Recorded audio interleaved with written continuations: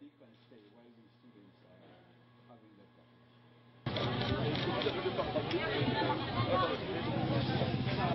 They provide us a regular list of all pregnant women and lactating women so that we can check on them and we have our database. So mobile clinic for those barangays that do not have a rural health unit or barangay health station.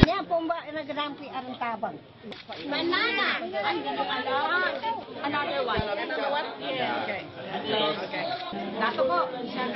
Sounds good line. Here you go. How old are they? No school. They're in school right now? Yes. Oh, okay.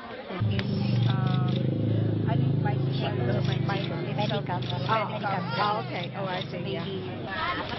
Anong ginawa niyo dito na imban?